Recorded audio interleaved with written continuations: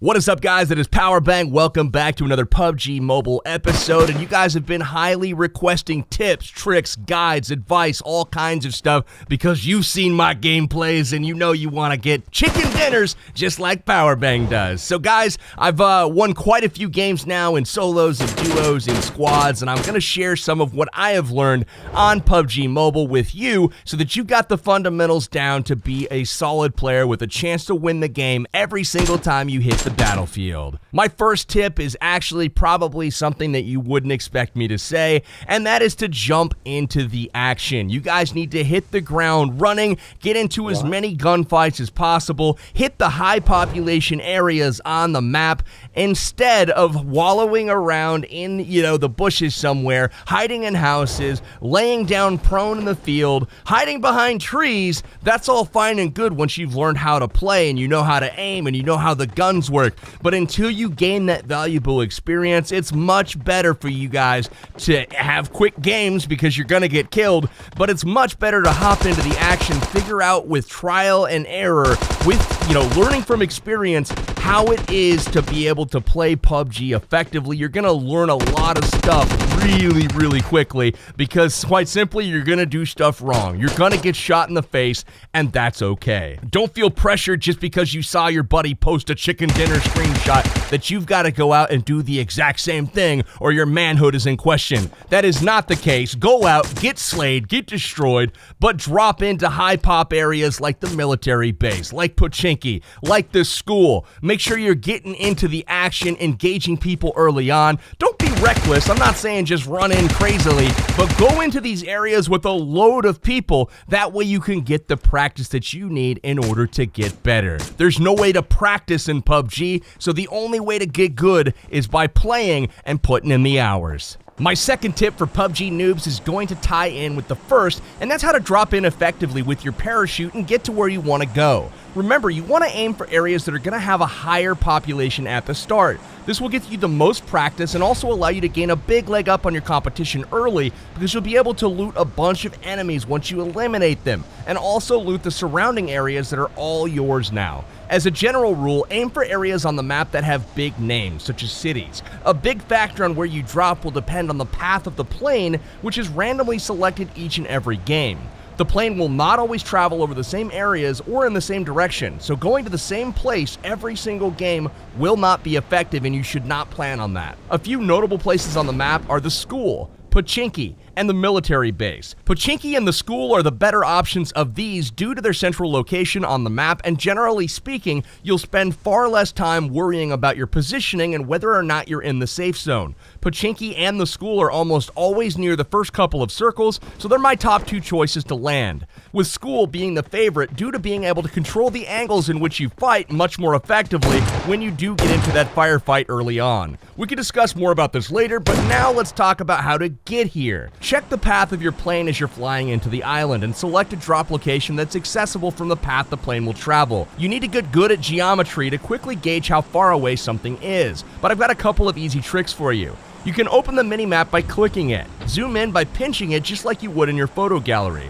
Now tap the map to place a marker. Select a popular building or somewhere where you want to land. Now you can adjust the map to whatever size you'd like it to be when you land, and then click the X to get back to the game. Now you have a marker on your compass at the top of the screen, and you can use that for a visual indicator of not only the direction of which you're trying to jump, but also the distance and how far away your target is. Your max jump distance from the plane is roughly 1,700 meters, and to make it this far, you need to immediately hold up on the left joystick when you're exiting the plane. Keeping your body flat and increasing the friction and the drag as much as possible, that will allow you to fall slowly and increase the distance in which you can travel. Your short jump distance, so basically when you fly over the top of a city where you want to land, you want to jump at around 300 meters. If you're flying directly over your desired drop location, definitely consider jumping straight down as you'll hit the top drop speed of 234 kilometers per hour and arrive at the destination more quickly than those who just kind of floated there. Landing your parachute will take a bit more practice, but you can drag your left joystick around to pull the chute cords to steer your chute to the drop zone.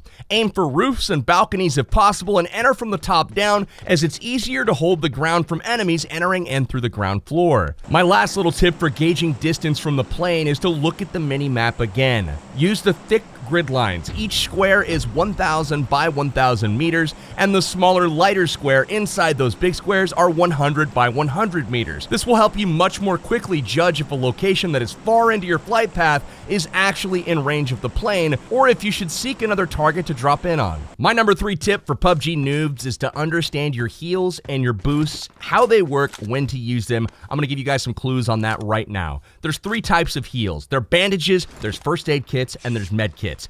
Bandages apply 10% of your health over 7 seconds, and it takes 4 seconds to apply a bandage. They're primarily used in early game, or if you have 60% or more HP. They can also be used if first aid kits and med kits are in short supply, or you're trying to conserve those for later on in the game. I recommend that you use bandages after the fight once your immediate area is clear. Remember, they do take 7 seconds, and they are a heal over time. They're going to take a few seconds to apply the full 10% of your HP. You should never really need more than about 20 bandages, so anything additional that you're carrying is likely just sucking up your inventory space. The next type of heal is the first aid kit. 75% of your health is instantly restored when using this 6-second cast. First aid kits are probably the most commonly used heal in PUBG. They're not nearly as commonly found as bandages, but they're much more effective in battle. As you rack up the kills and loot bodies, you should find plenty of first aid kits to sustain yourself throughout the game. First aid kits are an instant heal, so you'll immediately be ready to get back into the fight, but remember, they do only heal you to 75%. Even if your health is at 50% when you begin the heal, theoretically putting you over 100%, it still caps at 75% and no more.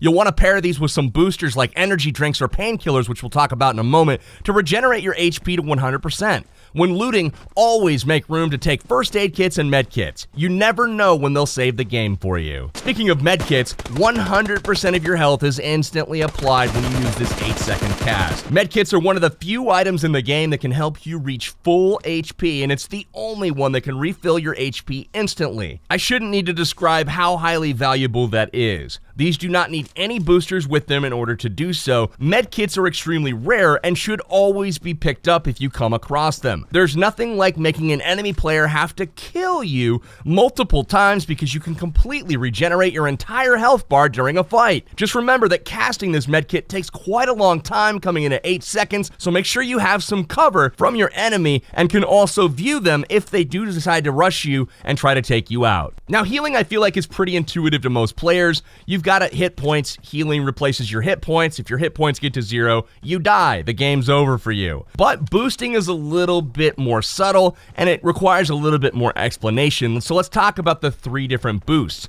First off, you can find your boost bar above your HP bar, and it's the little orange thin one that can get fully maxed out after taking consumable items. First of which we'll talk about is the energy drink. Energy drinks can be consumed to increase your boost by 40, and that boost will last roughly 2 minutes and regenerates around 23% of your total HP, and this takes about 4 seconds to drink an energy drink. Painkillers are another consumable item that takes 6 seconds to actually pop these pills, and this will increase your boost by 60, which lasts 3 minutes and regenerates around 40% of your HP, which makes them nearly doubly as effective as the energy drinks. Painkillers are much stronger, not quite twice as effective, but these can actually be coupled with energy drinks to do even more healing. I'll explain this in just a moment. Lastly, we've got the most rare type of consumable in the game, and that is the adrenaline shot. These can only be found in supply drop crates and will instantly fill your boost bar to 100. This takes 8 seconds to actually apply this adrenaline shot, and I've got some facts for you as well when it comes to consumables and boosts. When you're boosted, your character regenerates health, but it also has increased movement speed, which makes you run faster, and that can help you escape that pesky gas when you're trying to get to the safe zone. The only time increased movement speed does not take effect is when you've only consumed 1 energy drink. Anything more than this, such as 1 painkiller or 2 energy drinks, your character will move much more quickly in addition to receiving the HP regen. Stacking consumables such as painkillers or energy drinks will make you heal faster, so the more the merrier. Max out that boost bar if you'd like, and you'll heal much more quickly than if you only consumed 1 energy drink. A full boost bar will last about 5 minutes and regenerate roughly 86% of your HP. Being boosted up prior to of big firefights is extremely wise, and also when you see that blue gas zone coming, you want to make sure that you're all energy drinked up, topped off on painkillers, and you're ready to run into the safe zone, expecting a firefight for anybody looking out at that gas line for any people late to get into the zone. Tip number 4 for PUBG Mobile is to understand your weapons and ammunition. This is going to be basic for many of you, and especially those with familiarity with military games or guns in real life, but I get a ton of questions about guns and ammo on what to use. Knowing which ammo goes with what gun and which gun is better to use in certain situations is the key to success in PUBG Mobile. Picking up everything is generally a bad idea because your inventory space won't allow it, even with a level 3 backpack, and in late game when you need to loot quickly, for example at a supply drop when you know there's 1,000 eyes and probably scopes on you, you won't have the space for what you really need to pick up. So let's start with the basics. Weapons and their different types. There's some subtypes such as melee bows and grenades, but I'm only going to touch on the commonly found guns that you're going to get used to playing the game with. Here are the different types of guns that you're going to want to focus on picking up. Those are assault rifles, marksman rifles, sniper rifles, light machine guns, and submachine guns. There's various ammunition sizes that go with all of these guns. I will put them in order on the screen from smallest to largest, and those are the 9mm round, the 45 caliber, 5.56, 7.62, and 300 caliber rounds. Typically, you'll find that in pistols, they shoot the smaller ammunition, such as the 9mm and the 45 caliber, and so do the submachine guns. Submachine guns and pistols shoot the same stuff, but the submachine guns just have a higher magazine capacity and can fire faster at a longer range. This makes them much more efficient than pistols, and pistols are a last resort when you zone in. You should pick up the very first weapon that you come across no matter what, even if it's a pistol, so that at a minimum you're armed and dangerous, but ditch that thing in favor of nearly any other gun as soon as you possibly can. The next step up from submachine guns or SMGs is the assault rifles. These are your 5.56 rounds and your 7.62 rounds. 7.62 rounds are larger, heavier rounds, and weapons that fire them typically will do much more damage than the weapons that fire 5.56. Assault rifles typically share ammunition with the marksman rifles, and marksman rifles have a bit more power and range than an assault rifle does, but at a price of slower firing rates and smaller magazine sizes. A step up from the marksman rifles are the sniper rifles. Most of these fire 7.62 or 300 caliber rounds, which are the largest and do the most damage in the game. Snipers, as you'd expect, are precision instruments designed to be fired from a distance. They have a small magazine size and they are very slow to fire. Some of these rifles even have bolt action, which means one shot at a time.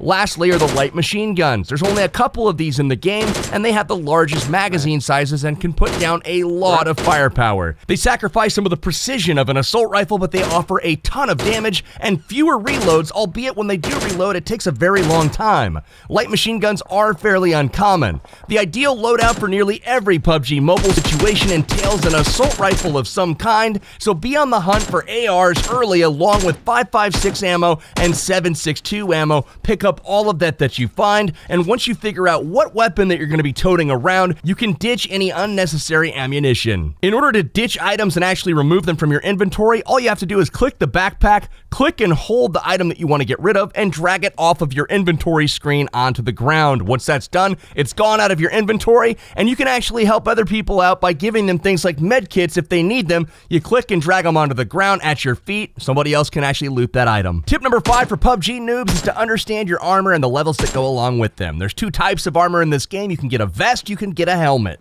There's 3 levels of each type of armor, and level 1, 2, and 3 increase the amount of protection against projectiles accordingly. At level 1, your armor is going to be reducing 30% of the incoming damage. At level 2, you're going to reduce 40% of the incoming damage, and at level 3, you reduce the most damage at 55%. As you take damage in a certain area of the body, if you get shot in the chest a couple of times but manage to survive, your armor can actually break. It can be weakened, it can break. Your armor will protect you from incoming fire until it has just 1% HP remaining, but once that's gone, it will do no protection whatsoever, and you will absorb shots as though you were wearing no armor at all. So once it starts to get red, you want to make sure that you ditch that armor and find new armor, even if the armor that you're finding and replacing it with is a level below what you're currently wearing. That's something that a lot of new players don't understand, is they think that they picked up a level 3 vest early on in the game, but it's completely broken and red, and they don't want to swap it out for a level 1 vest even though it's at full health and it's completely intact later on.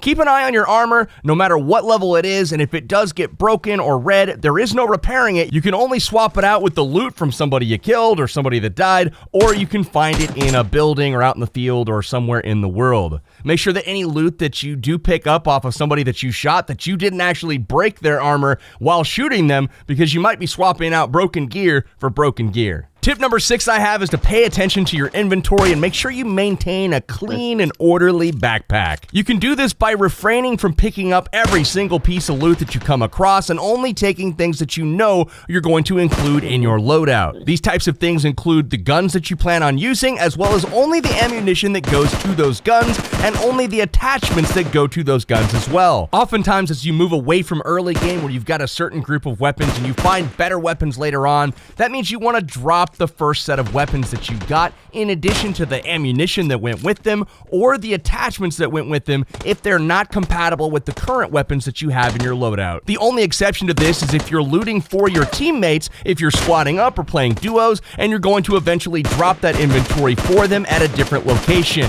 In addition, one more exception that I would make to this rule is if that you're looting early on in the game for what you're going to use during mid-game, such as assault rifle ammo when you come across, say in the school, some 7.62 rounds. Even though you don't have an AKM on hand, you might come across one of those later on, or another gun that commonly uses that ammunition, so you may pick up that assault rifle ammo in plans for using it later on down the road. Other than that, don't carry anything that you don't absolutely need. Now, one thing that's different from some of the other Battle Royale games that I've played, and some games in general, is that in this game, PUBG Mobile, there is bullet drop. My 7th tip is to account for bullet drop and travel distance as you're firing your weapon. Make sure as the target gets further and further away from you when you're firing with, say, a sniper rifle or long distance with an assault rifle, that you're leading your target. If they're in a vehicle that's traveling at a high rate of speed, you need to move your crosshairs further out in front of them than you would if they were running straight at you. In addition, as the target is further away from you, you need to put your crosshair actually above their head to account for gravity and the distance that the bullet will fall downwards as it makes its way towards your target. Now, weapon velocity does play a factor, so each weapon does have a little bit different of a bullet drop, but I would highly recommend that you just experiment a little bit with each weapon. Just have in the back of your mind that if a target is moving at a high rate of speed or is really far away,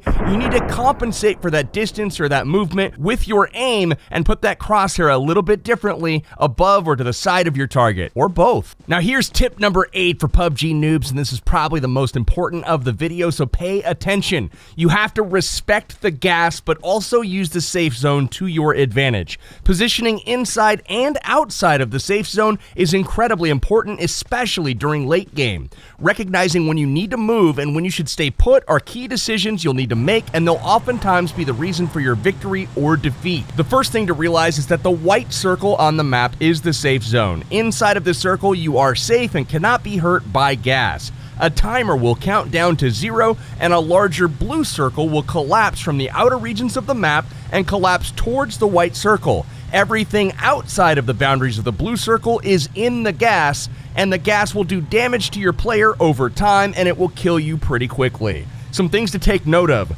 Gas hurts less in early game and hurts massively during late game. Gas does damage over time and can be counteracted by a sufficient amount of boosts that are applied to your player, which are heals over time. This will actually buy you additional time to make your way to the safe zone, especially if you're stuck on foot. If things are real bad, you can always stop to apply a med kit or a first aid kit while in the gas to buy some more time to get to the safe zone. Remember to apply these heals well in advance of when you'd actually need them to account for the damage you'll take during the cast time of the heal. Bandages are not worth stopping to apply as they do a heal over time effect, which is counteracted by the gas damage, so it's better to just keep running if you only have bandages. Some players will choose to use the gas to their advantage by intentionally staying out of the first couple of circles and fully boosting up so they don't lose too much HP, but they're the last to enter the safe zone. This tactic tactic is called playing the circle, and it will allow you to sneak up behind many players who have their attention focused towards the center of the circle, and you'll catch them off guard as you'll be coming from behind them where they'd least expect it. As a general rule, you cannot outrun the gas in most situations. The gas is faster than you are on foot by a small amount, but vehicles are a different story. If you have access to a vehicle, it's even less risky to delay your approach to the safe zone because you can outrun the gas easily with a car or motorcycle. For situational awareness, the entire blue circle will collapse at a rate so the blue and white circles have their points converge at the exact same time. This means if you're on the far side of the blue circle from the white safe zone, you really need to haul ass to get to the zone, as the blue zone will be traveling much faster than you can run. And if you're on the side of the blue circle where the white circle is also on, or perhaps even shares a portion of the same circle, you may not have to move at all. And if you do, you can do it very slowly, and even after the timer expires and the gas begins to constrict the zone. You can use your mini-map and markers to help you head in a direction you want to go. It's generally a good idea to do one of two things. You get to the very center of the zone as soon as possible during the game and fortify a strong defensive position that you'll defend people from trying to close in on you. Or you'll ride the outer portion of the circle as each zone collapses and fight your way into the final area. These decisions are based on your loadout, the location of the safe zone, and your surrounding terrain, so there's really no way to plan this in advance like before the game. You have to adapt based on the situation. The key thing to remember in late game is if you're in an advantageous position while in the safe zone, the white circle, don't move. Make the enemy come to you and shoot them when they leave their fortified and defended positions. If you have to go to them due to the zone, be aggressive and realize they have a tactical advantage. It isn't impossible to overcome, but the odds of winning when you sit in the safe zone with your butt up against the blue and white border are exponentially higher. Position yourselves well, young Padawans. Now, tip number 9 for PUBG Mobile is something that I feel is absolutely mandatory, and that is good audio. Now, whether that means you've got in your earbuds or whether you have a high-end SteelSeries Arctis Pro headset, I don't think it necessarily matters a lot. Obviously, with the higher-end headsets, you've got better sound, but any sound will do, and you'll be able to pinpoint directions of audio cues such as gunfire, footsteps, vehicle noises, etc. Could you imagine being without sound and having bullet sounds whizzing by your head? Yes, that actually happens, and you'd never even know. You'd just be standing there waiting to get popped in the melon from somebody firing at you with a sniper rifle. So in addition to audio cues and being able to point your character at where you think those sounds are coming from, you can also check the mini-map. Check your mini-map for sounds when you hear things like gunfire. When gunfire erupts, immediately look at the mini-map because there's red areas on that map if it's close by, and you'll be able to see exactly the direction that that gunfire erupted from. Now, when things like a suppressor or silencer is on a weapon, it makes the area that could have come from a lot wider, and you'll have to do a little bit more triangulation to figure out where that sound is coming from. But as a general audio cue, you'll at least have an idea of where to point your weapon, where to face, and which direction to run in order to engage those targets. Highly, highly recommend audio for your PUBG matches. Tip number 10, and my last tip, although I could go on and on and on about PUBG Mobile and how to play this game better, you'll have to subscribe to the channel for more tips and tricks, is to use the terrain effectively. Terrain is huge in this game. It can provide you with a massive tactical advantage over your enemies and those who would like to push your position. You can use terrain to not only protect you in firefights where people know where you're at, you can use berms and the incline of a slope to protect your character while only exposing small portions of your head in order to survey the scene. You can also secure the high ground, which is always a good idea because you can look down on the other people,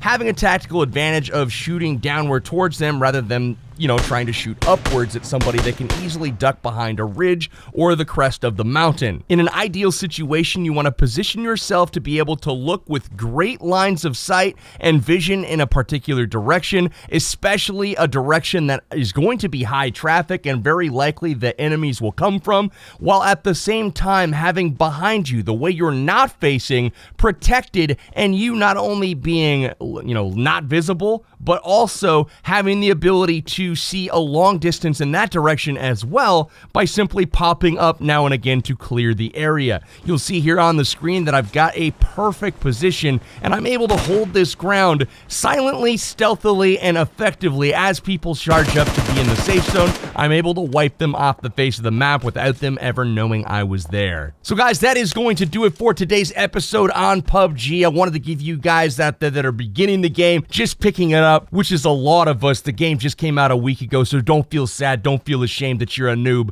because quite honestly, I am too. I've just put in some hours, I've put in some games, I'm climbing up the ranks, and I wanted to share with you guys the tips that I'm finding to get a lot of chicken dinners. Guys, subscribe to the channel for more Battle Royale action. More PUBG is on the way soon. I've got multiple gameplays recorded, got some chicken dinners to share with y'all. That's all I have for now, y'all. Keep in mind, what do you want to see for next tips and tricks? What did I miss? Let me know in the comments below, guys. I will check y'all soon. This is Powerbang signing out. Take care.